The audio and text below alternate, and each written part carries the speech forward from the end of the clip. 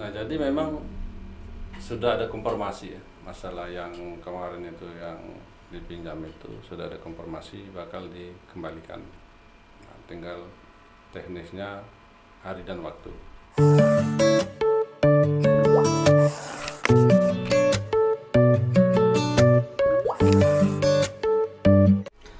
Assalamualaikum warahmatullahi wabarakatuh. Kembali jumpa di SMSI Oki Podcast. Kali ini masih bersama saya Abdul Aziz. Kali ini saya kedatangan tamu, pengurus Basnas Kabupaten Ogan Komering Ilir. Di sini ada Wakil Ketua 1, Bung Pipin. Apa kabar Bung Pipin? Baik, Assalamualaikum warahmatullahi wabarakatuh. Waalaikumsalam warahmatullahi wabarakatuh. Bung Pipin, Ya, sebelum kita berbicara lebih jauh terkait masalah Basnas, Badan Amil Zakat Nasional Kabupaten Ogan Komering Ilir, dan tentunya di sini saya persilakan Bung Pipin untuk memperkenalkan diri dulu. oke. Terima kasih. Nama saya Pipin Susandi Junior. Kebenaran saya Wakil Ketua 1 Basnas membidangi unit pengumpulan zakat Kabupaten Ogan Komering Ilir. Itu Pak. Iya, Jadi Bung Pipin tinggal di mana sekarang? di Kayu Agung, Di Kayagung, di Kayu Agung, Tanjung Rancing. Tanjung Rancing. Iya. Bung Pipin, berbicara Basnas, tentu sesuatu hal yang katakanlah untuk menjadi pengurus Basnas itu sangat identik orang-orang yang ya secara persepsi masyarakat adalah orang-orang yang punya kelebihan dalam artian di bidang agama lah. Iya. Nah, saya secara pribadi dan juga banyak teman-teman di Oki yang bertanya-tanya, kok Bung Pipin bisa ya terpilih di salah satu katakanlah peserta yang mendaftar untuk calon anggota Basnas Kabupaten Ogan Komering Ilir, salah satu yang terpilih. Artinya suatu hal bagi kami tentunya, karena kita tahu background Bung Pipin adalah salah satu pernah di LSM, Iya. pernah juga seorang jurnalis. Iya. Nah, untuk background Bung Pipin sendiri tidak pernah ada mengarah ke satu kepengurusan Basnas. Nah, tentu ini suatu hal yang kami acungkan jempol lah secara pribadi. Nah, menurut pengamatan kami, maksudnya Basnas ini adalah secara rekrutmen, artinya secara perekrutan anggota itu melalui tahapan-tahapan yang sangat sulit lah, katakanlah mulai dari kabupaten, provinsi, dan terakhir Pusat. adalah di nasional. Iya. Nah, kok Bung Pipin bisa sih lolos dan menempati salah satu yang terpilih sebagai pengurus Basnas Kabupaten Ogan Komering Ilir? Tolong dong menceritakan kronologis yang sebenarnya seperti itu. Oke, terima kasih. Mungkin di dalam hal ini, artinya dalam Basnas ini adalah ini rumah besar ekonomi umat Islam. Nah, kenapa saya yang latar belakangnya dari satu sisi sudut yang selama ini saya bergerak di bidang jurnalis dan lembaga kontrol publik juga. Nah, menjadi sebuah tantangan tersendiri kenapa saya memberanikan diri di Basnas itu sendiri. Karena di dalam hal ini Basnas ini adalah tugas mulia. Artinya pertanggungjawaban itu ketika kita posisi di Basnas ini, pertanggungjawaban sudah saya pikirkan itu berkaitan dengan pertanggungjawaban hablum minas dan hablum nam. Nah, di dalam hal inilah ketika kami dinyatakan istilahnya masuk di dalam kepengurusan Basnas Kabupaten Oki 2023-2028,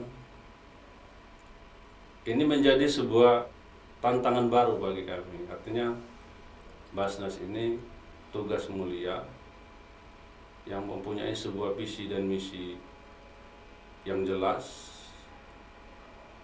Di satu sisi menjadi sebuah tantangan bersama, karena dalam Basnas ini juga memang dalam tatanan bagi dunia jurnalis dan dunia kontrol publik yang lain, dunia sosial, kontrol sosialnya, memang ini yang harus posisi kita ternyata ketika duduk di Basnas, begini tantangannya. Nah, kenapa saya berasumsi bahwa karena ini amanat yang diamanatkan ke saya dan membawa nama besar Basnas, menjadi sebuah pekerjaan, artinya sebuah pekerjaan yang mulia, bagaimana kita bisa minimal mengurangi rentan kemiskinan yang ada di Kabupaten Pekanbaru Komering Ilir. Nah, kalau kita berkaca dari Basnas itu dan berhak, orang-orang yang berhak itu kan ada 8 asnaf. Dari 8 asnaf itu fakir, miskin, sudah itu mualaf, rikab, garibin, dan fisabilillah dan ibnu sabil.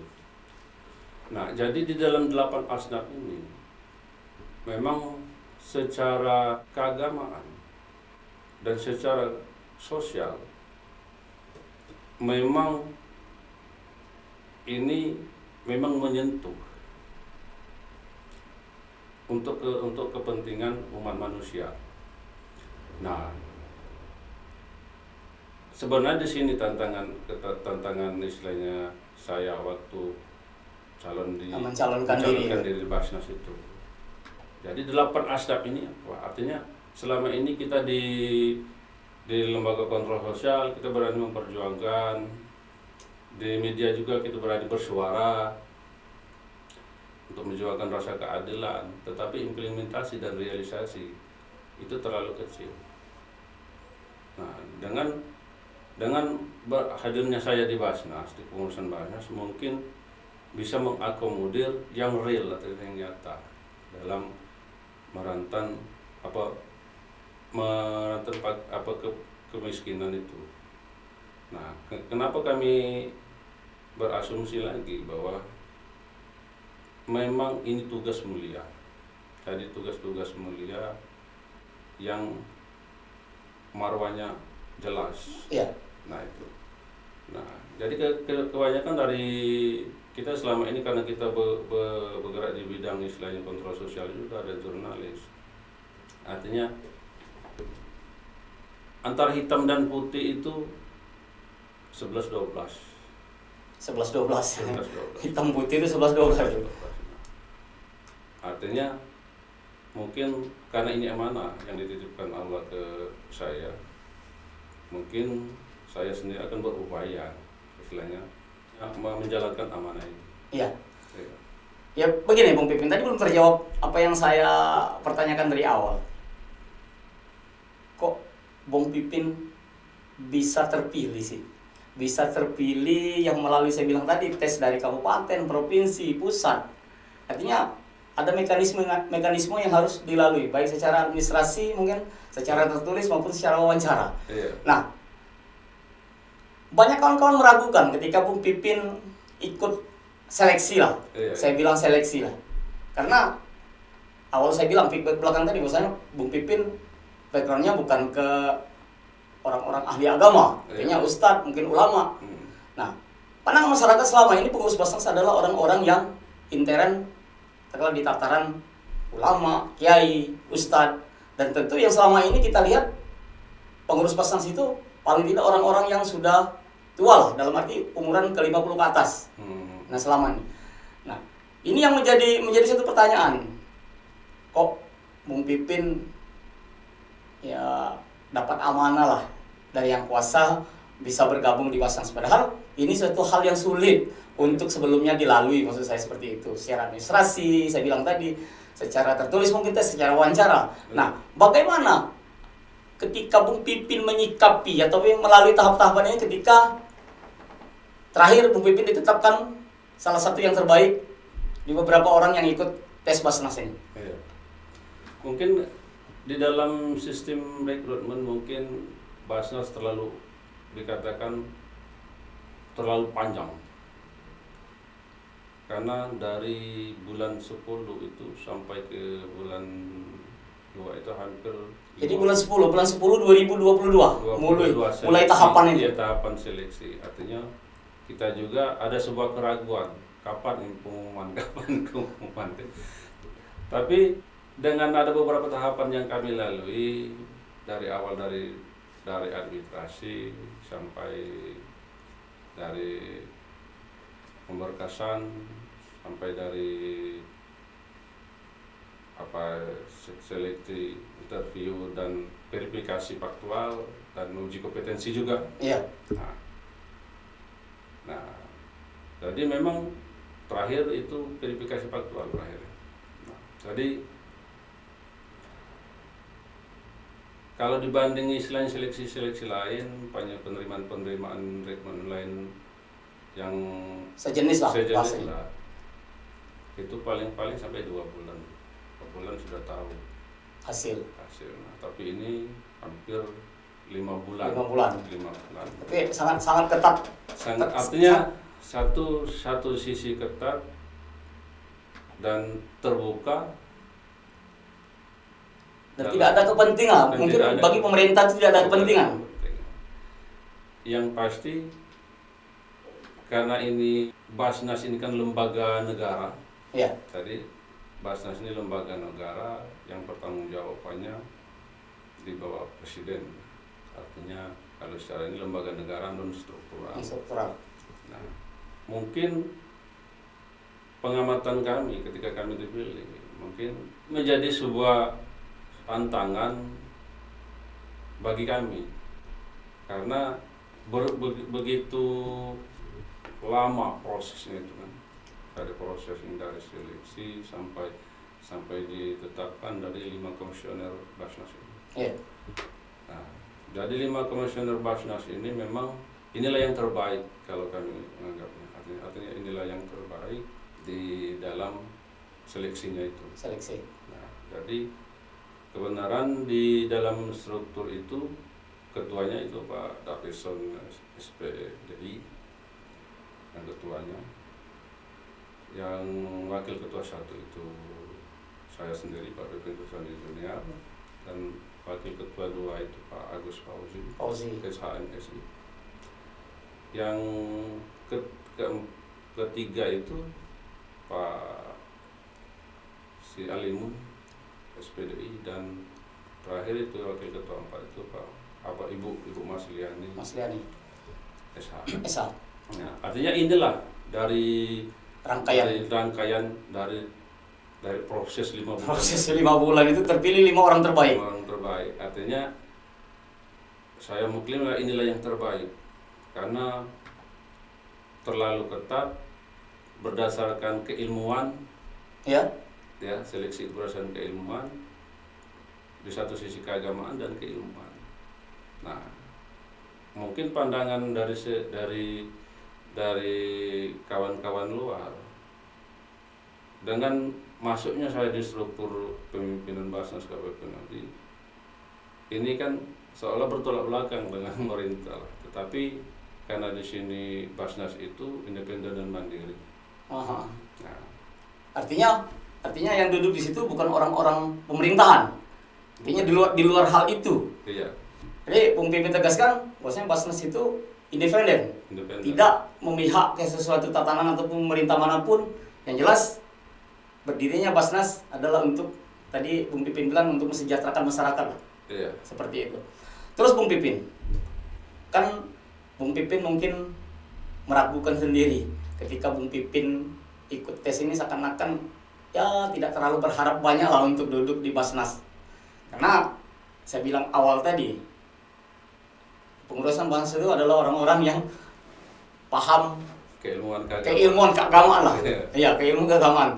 Ya Bung Pipin sendiri merasa minder karena ya mungkin secara keagamaan ya jauh dibandingkan mereka-mereka.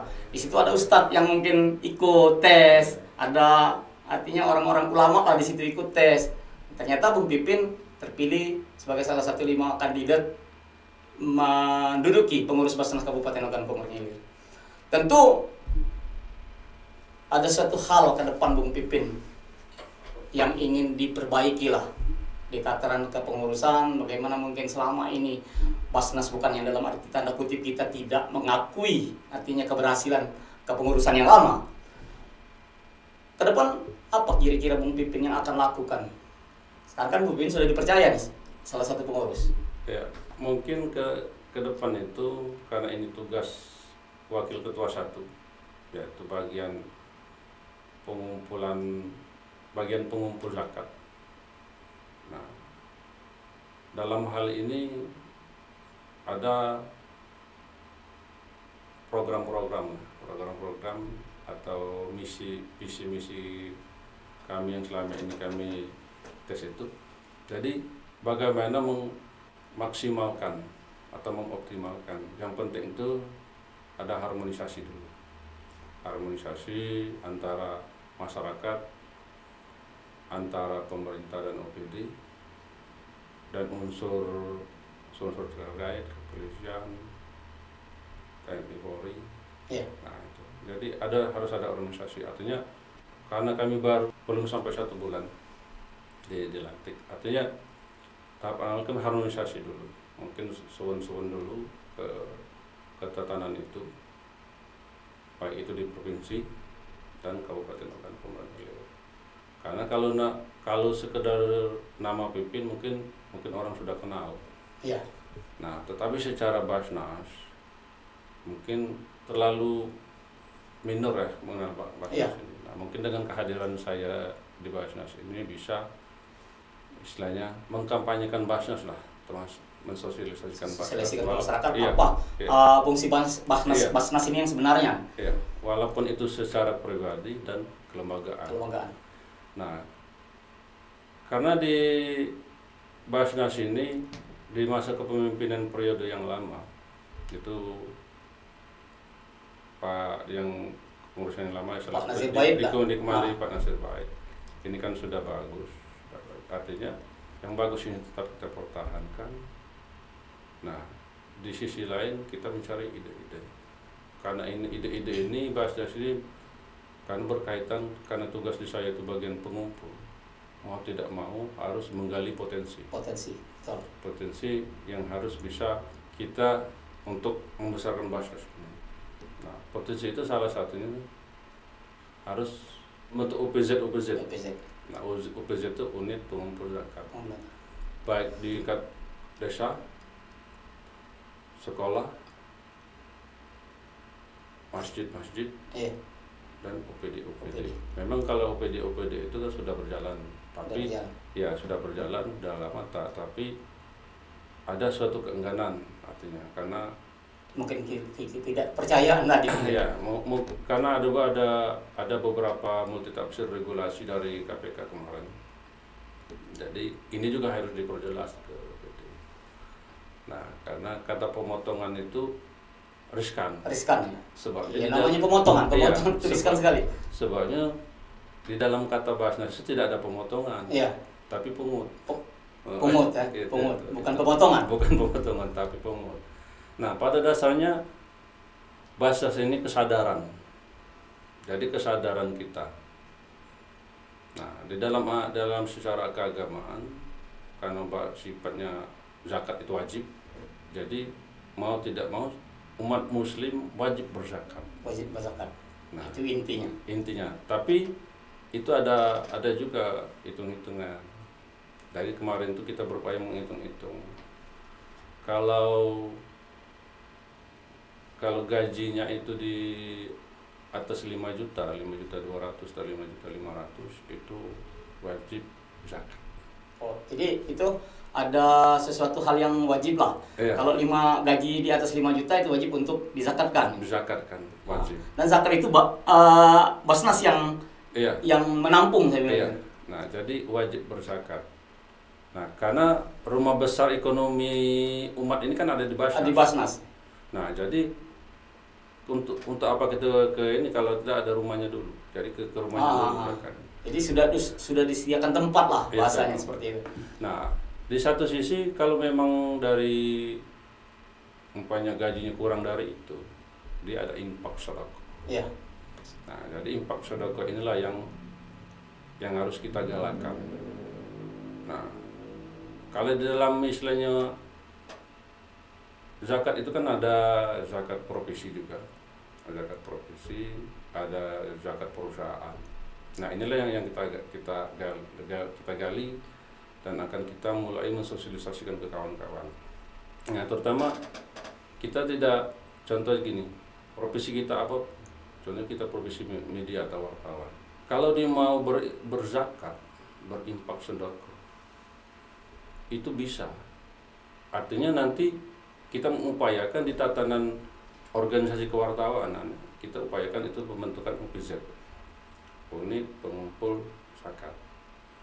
Nah, di dalam itu kan ada pilihan, umpamanya ada infak sedekah. Kalau kita kalkulasi di Kabupaten Ogan Komering ini, Ilir ini mungkin sudah ratusan wartawan.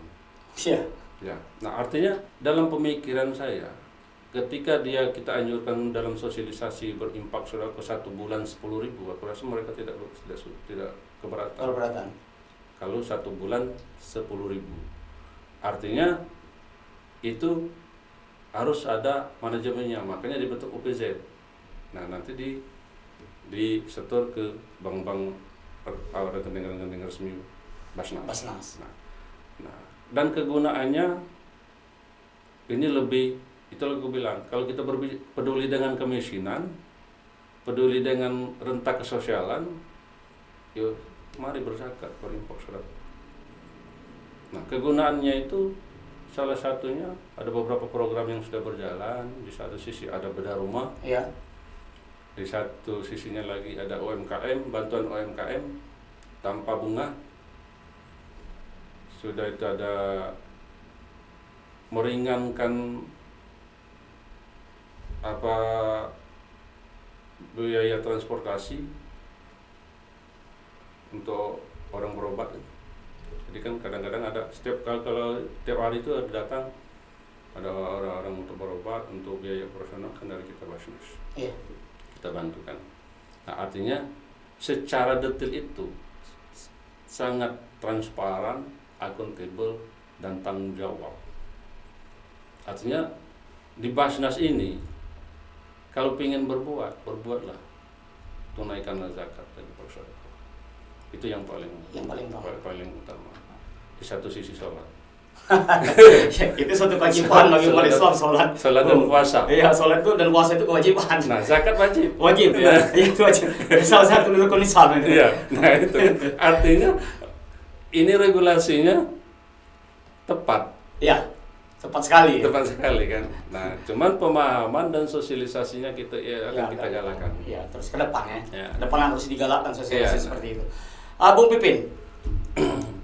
Saya lihat SK Bung Pipin tertanggal 1 Maret 2023 yang di-SK-kan oleh Basnas Nasional. Iya.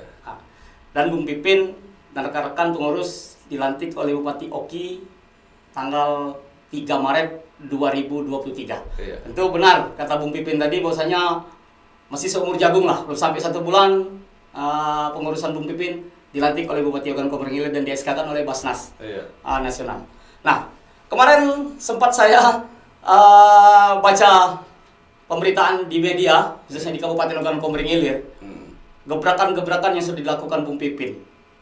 Ada di situ saya lihat, kita tidak menyebut nama oknum lah kita bilang itu. Ada oknum pejabat di Oki yang memakai uang Basnas dengan alasan untuk kegiatan.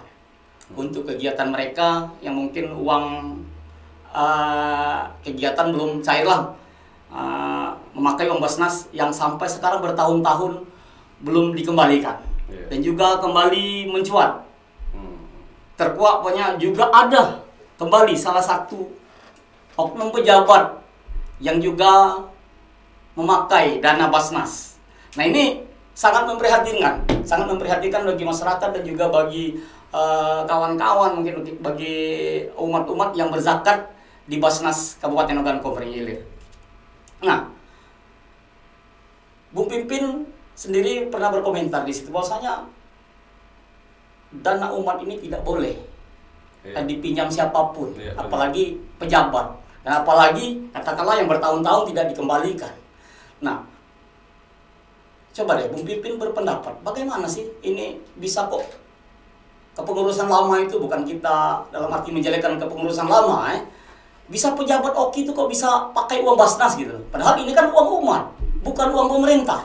Nah bisa-bisanya ya katakanlah disalurkan atau dibantu ataupun dipinjamkan seperti itu. Iya, mungkin di dalam ini karena kami baru dilantik, jadi kebenaran serah terima kemarin memang itu karena harus dibuka semua, karena itu berkaitan juga dengan audit. Iya. Audit artinya kenapa saya sendiri atau secara lembaga tidak menjustifikasi pengurusan lama baik atau ini tidak. Tapi yang perlu diingat bahwa aturan dan regulasi di Basnas itu memang uang ini uang umat. Nah, sebenarnya berkaitan dengan pemberitaan yang kemarin yang simpang siur lah, kalau kami menganggap, kalau bagi kami itu memang itu faktanya ada. Tetapi di dalam penjelasan kami itu sebenarnya tidak menjustifikasi oknum, tetapi dalam penjelasan kami itu bahwa uang Basnas itu tidak bisa dipinjamkan terlalu lama dan besar. Ya ini kabarnya mencapai ratusan juta yang dipakai. Nah jadi kemarin kita sudah koordinasi dengan pengurus lama. Memang itu kan pengurus lama. Iya. Itu kalau salah Bung Pipin di peminjaman ini, kalau saya tidak salah dengar itu di 2020 ya. 2020 sampai 2022 plus 2 bulan pengurusan lama. Iya, artinya kan sudah bertahun-tahun dong uang ini kalau seandainya ini dianggunkan ke bank, mungkin di deposito barangkali ini sudah perkembangan uang umat ini kan udah nambah lah bahasanya. Iya, karena pada prinsipnya karena uang Basnas itu tidak ada istilah bunga. Jadi Basnas itu salah satu memutus rantai Bank 46. Iya. Pinjaman 46. 4,6. Nah, artinya solusinya kan ada di Basnas. Karena di Basnas itu tidak ada bunga. Bantuan UMKM kita bantu, itu tidak ada bunga.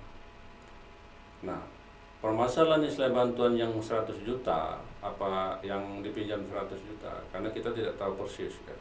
Karena itu di periode yang lama. Tetapi karena ini untuk kepentingan audit,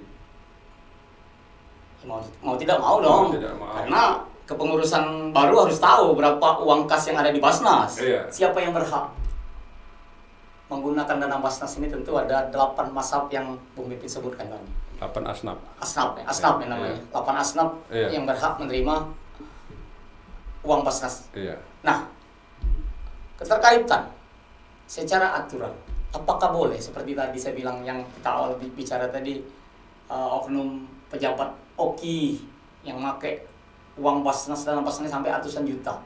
Nah, apakah diperbolehkan kira-kira?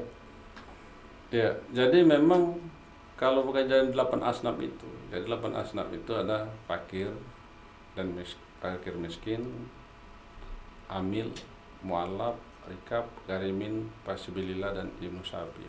Nah, artinya kalau dimasuk di dalam 8 kategori itu, umpamanya dia ngambil dari posisi umpamanya fisabilillah. Fisabilillah itu orang perjalanan. Iya, dalam perjalanan.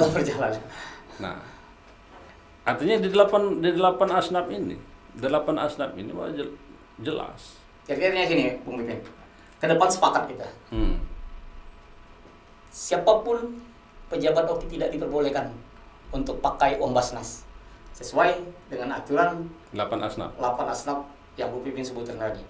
Nah, mengantisipasi hal ini ke depan, langkah apa yang akan dilakukan oleh pengurusan baru Basnas Kabupaten Ogan Komering Ilir sehingga tidak terjadi lagi hal-hal ketimpangan lah seperti ini yang sudah terjadi ya sudah terjadi.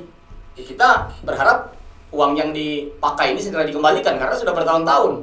Ini nanti kalau tidak dikembalikan ataupun lambat dikembalikan nanti terjadi mosi tidak percaya kepada umat-umat ataupun masyarakat yang ingin berzakat ke Basnas.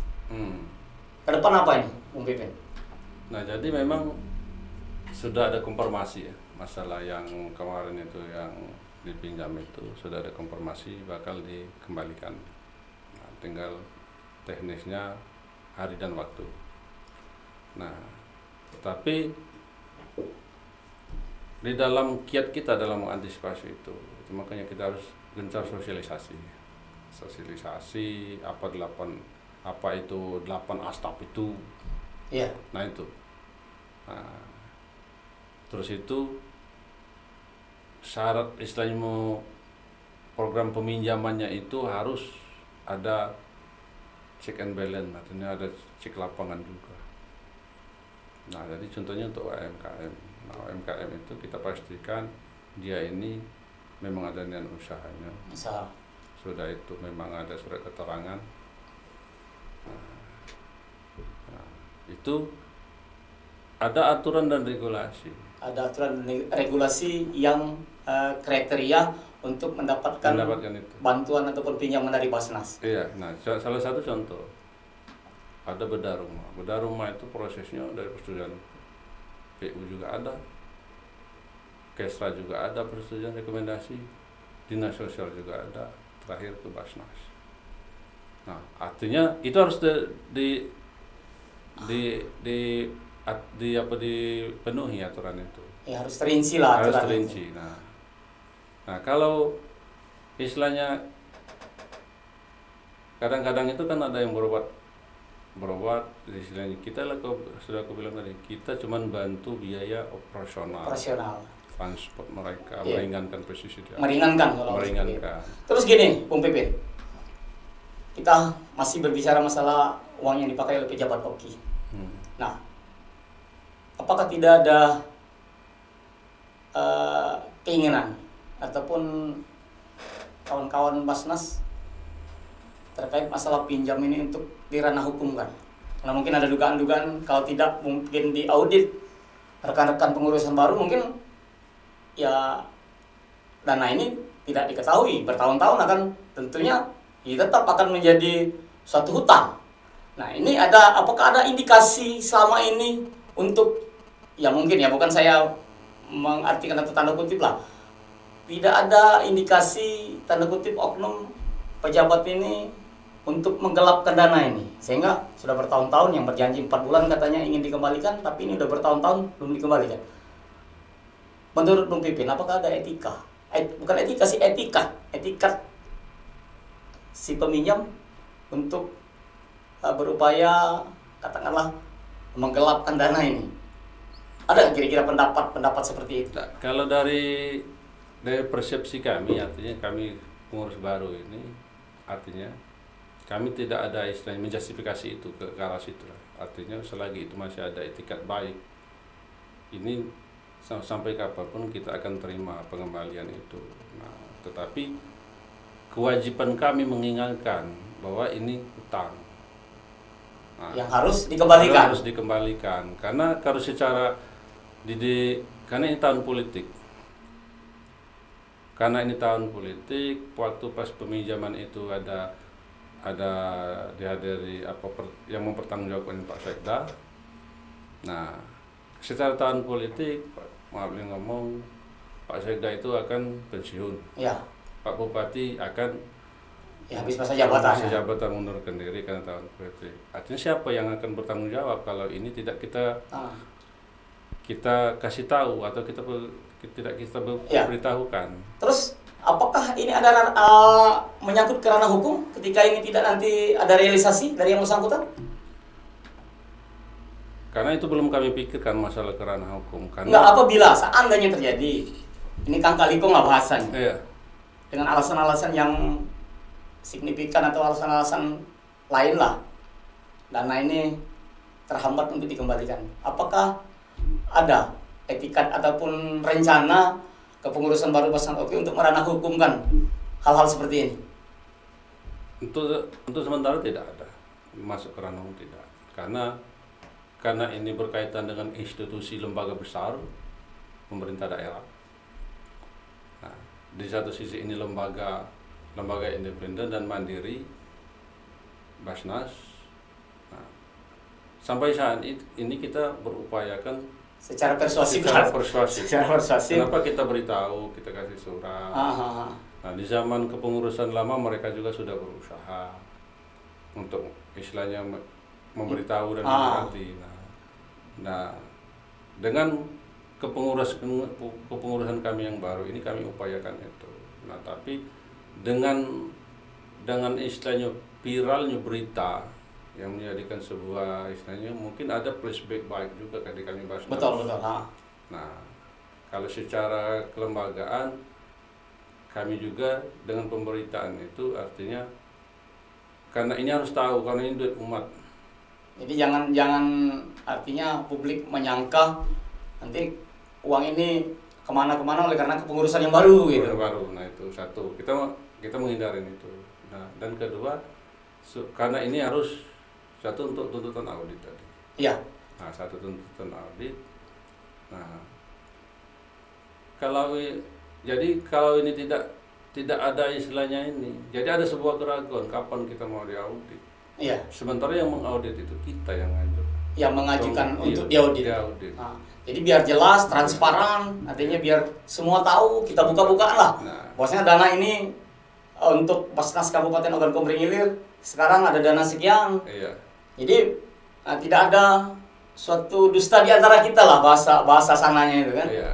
Jadi mungkin dasar ini juga dari kenapa dari tahun 2020, 2001, 2002 itu dari kepengurusan lama itu belum Islam meminta belum diaudit.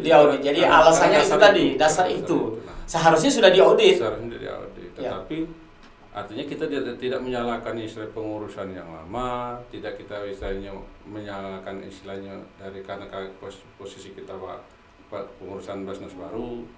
Nah, tetapi kita menginformasikan kembali bahwa demi akuntabelnya dan transparansi dan tanggung jawabnya bahwa di Basnas itu di sistem keuangannya itu begitu. Iya, harus transparan tadi biar masyarakat ataupun umat yang ingin berzakat di Basnas itu tidak ada suatu pertanyaan yang mengganjal di hati sehingga plong lah dengan adanya ketransparan pengurus yang baru. Mungkin di zaman eranya saat ini Bung Pipin dan rekan-rekan Basnas harus transparan dan tentunya untuk penggunaan dana tersebut selain dari transparan sesuai dengan tupoksi siapa yang berhak untuk memanfaatkan atau menggunakan dana-dana Basnas ini. Mungkin itu seperti itu Bung Pipin. Terakhir Bung Pipin, sebagai kepengurusan baru yang dilantik pada tanggal 3 Maret 2023 oleh Bapak Bupati Kabupaten Ogan Komering Ilir, Bapak Iskandar Ese, dan juga di-SK-kan pada tanggal 1 Maret 2023 oleh Basnas Pusat. Apa harapan ke depan terkait masalah Basnas di Kabupaten Ogan Komering Ilir? Harapan kami di kepengurusan di Basnas Kabupaten Oki yang baru ini, harapan kami yang pasti salah satu harmonisasi dulu. Jadi harmonisasi antar lembaga, sudah itu harmonisasi UPD, institusi pemerintah dan swasta. Karena hal ini dulu yang penting. Artinya